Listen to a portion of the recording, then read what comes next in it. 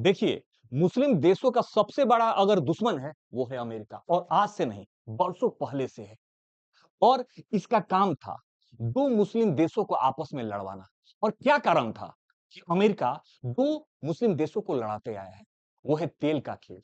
ये लिस्ट है, ये उन देशों का लिस्ट है, जहां तेल का भंडार है और इसमें ज्यादातर देश जो है, मुस्लिम देश है। जैसे सऊदीया, Iran, Iraq, UAE, Kuwait, Libya, Nigeria, Qatar. ये तेल का भंडार है और इसी पे कब्जा करने के लिए ये शुरू से मुस्लिम देशों को लड़ाते आया है और आज भी वही कर रहा है। देखिए, इसका खेल समझिए। ये जानता है, अगर डॉलर को मजबूत करना है, उसके लिए क्रूड ऑयल यानी कच्चे तेल पे पकड़ बनाना होगा। और ये जितने भी राष्ट्रपति रहे, वो सब इसी चाल को फॉलो किए हैं और आज ट्रंप खुल के जो वार कर रहा है ईरान पर, उसका उसी का एक हिस्सा है। अब देखिए, 1980 से 1980 से 1988 तक ईरान और इराक का युद्ध हुआ।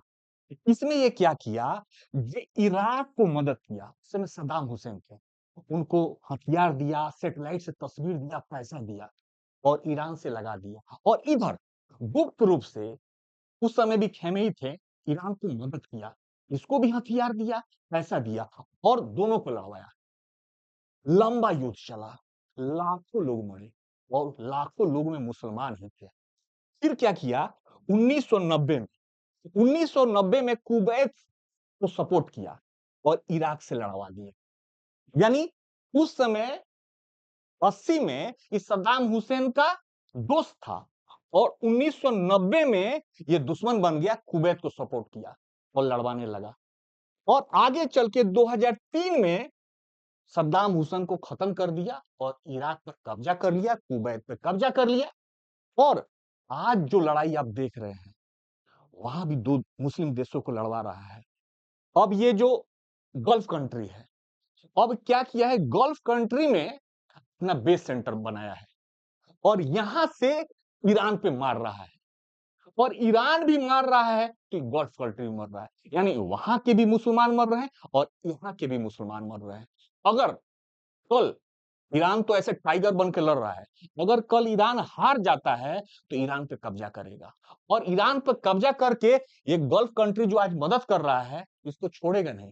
फिर इन सबको आपस में लड़वाएगा, क्या है कि इसका एक ही मकसद है कि क्रूड ऑयल पर अपना वर्चस्व जमाना और इसके लिए कुछ सब कुछ करेगा, जो कुछ बनेगा करेगा। देखिए, अब आज आप देखिए कितना नुकसान हो रहा है गल्फ कंट्री को।